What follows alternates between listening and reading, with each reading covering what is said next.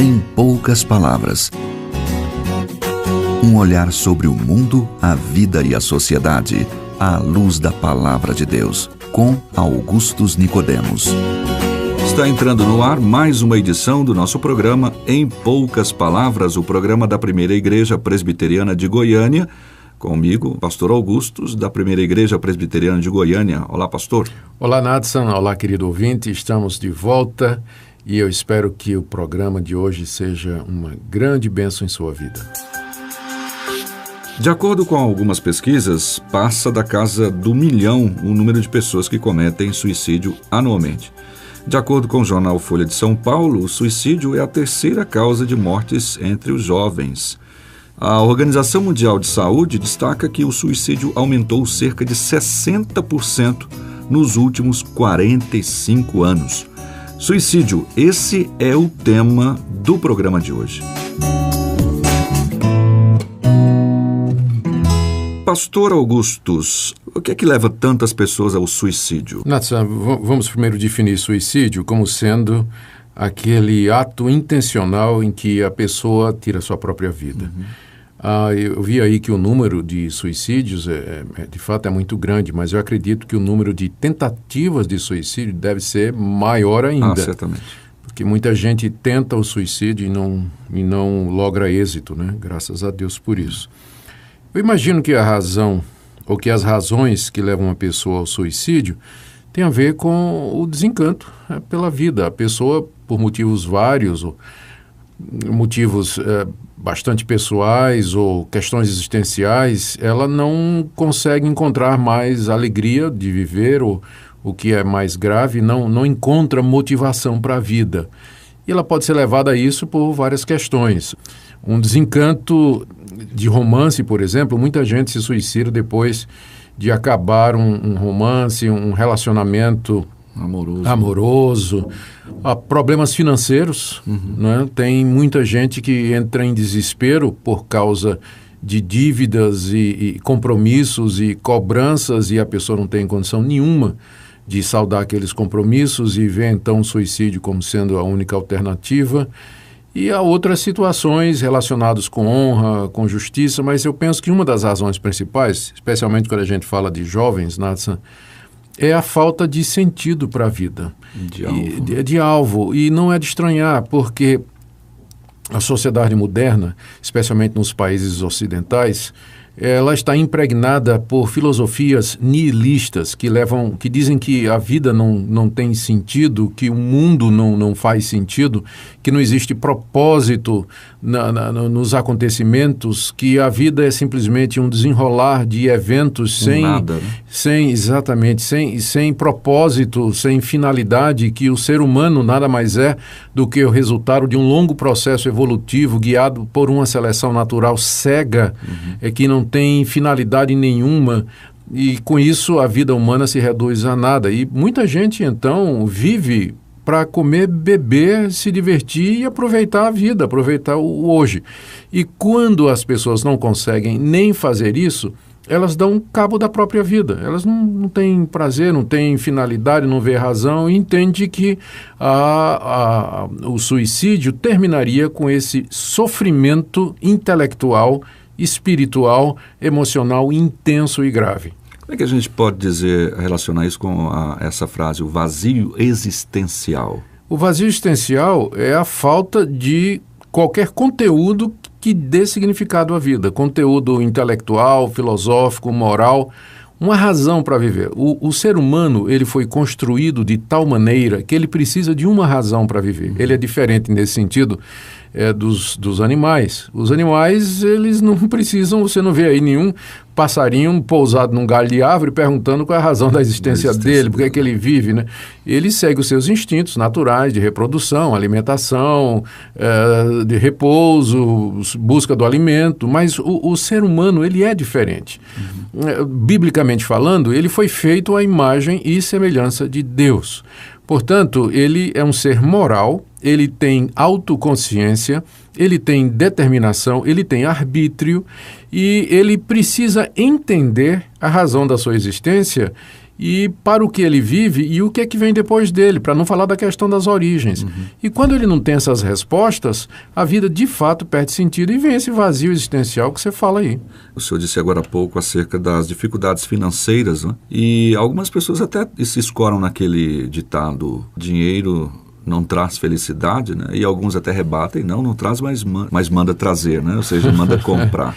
E a gente chega à conclusão de que, se de fato o dinheiro fosse a razão existencial, os ricos não se suicidariam. Pois é, e está aí a história para desmentir exatamente isso aí, né?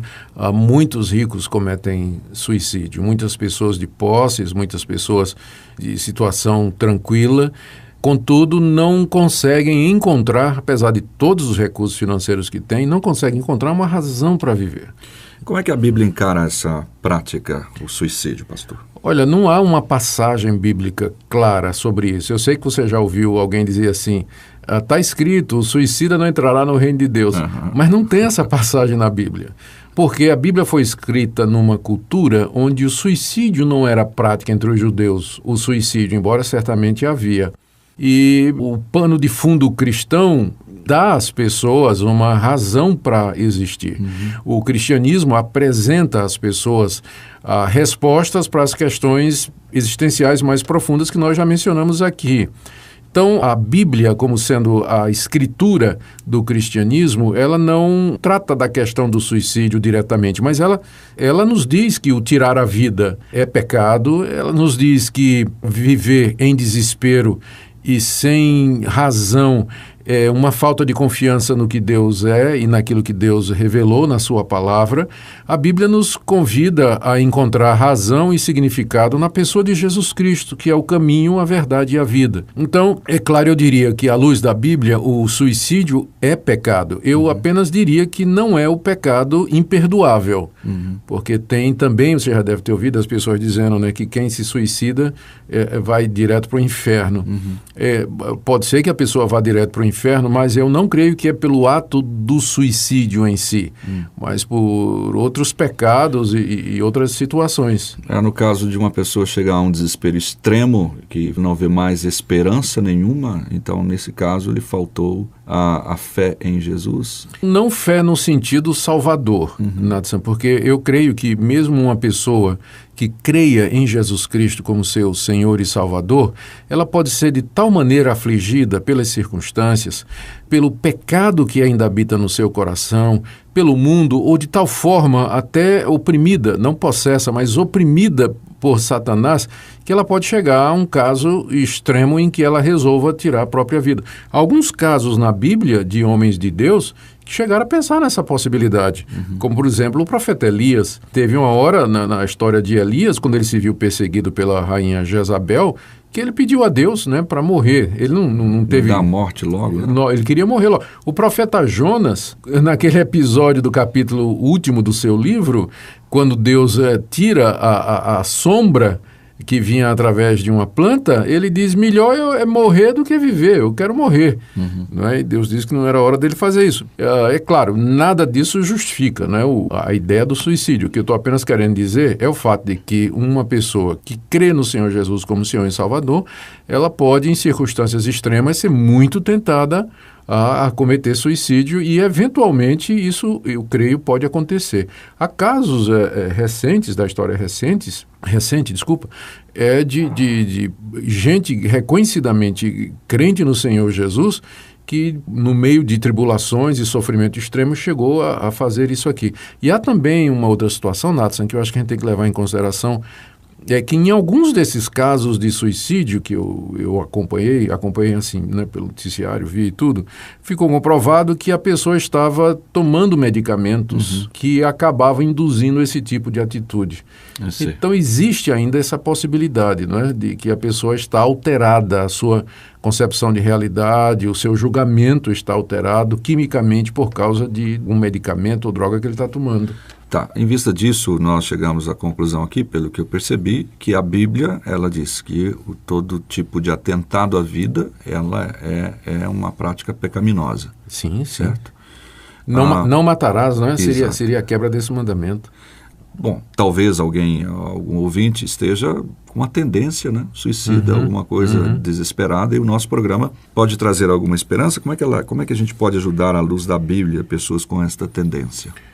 Eu diria que a pessoa deveria, primeiro, né, tirar da cabeça e do coração qualquer ideia suicida, porque isso não vem de Deus, isso não representa o final do sofrimento, porque o que a Bíblia nos diz é que depois da morte vem o juízo e o julgamento de Deus. E se a pessoa não conhece a Cristo como seu único e suficiente Salvador, essa pessoa terá que dar conta a Deus dos seus pecados e das suas transgressões num local e num estado que a Bíblia chama de inferno e que descreve como sendo um local de sofrimento eterno. Então, o suicídio, longe de ser um passo para o alívio e o descanso, pode ser a entrada do sofrimento eterno. Né? Então, a primeira coisa que eu diria é: tira da cabeça essa ideia de que o suicídio vai te trazer paz. Segundo, eu diria para essa pessoa que qualquer que seja o problema dela, existe um Deus que é maior do que os nossos problemas, que é o Criador de todas as coisas e que nos dá, no seu Filho Jesus Cristo, perdão, reconciliação, conforto e razão de viver. E que essa pessoa haverá de descobrir, na pessoa de Jesus Cristo, essa motivação que lhe falta e a solução para os seus problemas. Eu não estou dizendo que Deus vai mandar um anjo com 2 sacolas de dinheiro para resolver o problema da pessoa, ou vai tirar aquela doença terminal que assombra a pessoa e que faz ela desejar a morte. Ele pode fazer isso. Mas o que eu estou dizendo é que no meio desse sofrimento todo, a pessoa vai encontrar, de fato, o que lhe falta. Compreensão. Por que existe isso? Por que ela está sofrendo? E ela vai perceber, vai saber que Deus enviou seu Filho Jesus Cristo para experimentar um sofrimento muito maior na cruz do Calvário, para que nós pudéssemos ser livres do sofrimento final, que é indescritivelmente maior do que qualquer coisa que nós passamos aqui, que é o sofrimento no inferno. Cristo experimentou o inferno por nós na cruz. Então, eu diria a você, querido ouvinte, que está me escutando e em cuja cabeça, se na sua cabeça tem passado essas ideias de suicídio, lembra das palavras de Jesus: vinde a mim, todos vós que estáis cansados e oprimidos, eu vos aliviarei. Volte-se para Deus agora, busque-o em oração e você encontrará nele, na pessoa de Jesus, alívio, perdão e razão para a sua existência. Então, nós trouxemos aí esta palavra de orientação e de conforto, de esperança, né? Porque, na verdade, às vezes se perde a esperança, né, de dias melhores, e você, então, ouviu um recado que é importante. Nós vamos ficando por aqui, pastor. Muito obrigado, querido ouvinte, pela sua audiência, e nos vemos amanhã, se Deus quiser. Se a tristeza invade a alma e o olhar já se perdeu, não consegues ver o brilho da manhã que já nasceu. Se o caminho é incerto e o além não podes ver, se os amigos já não sabem com certeza o que dizer, se o céu é tão escuro e traz nuvens de temor e a esperança se confunde na tristeza e na dor, vem, descansa em mim, recebe o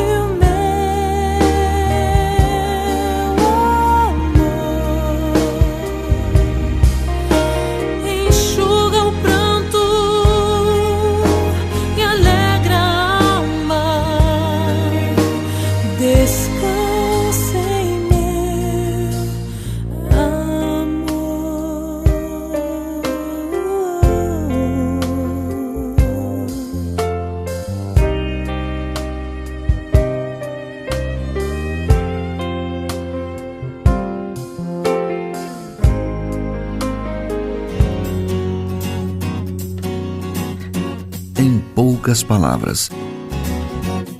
Um olhar sobre o mundo, a vida e a sociedade, à luz da Palavra de Deus. Apresentação: Nadson Matias. Comentário: Augustus Nicodemos. Um programa da Primeira Igreja Presbiteriana de Goiânia.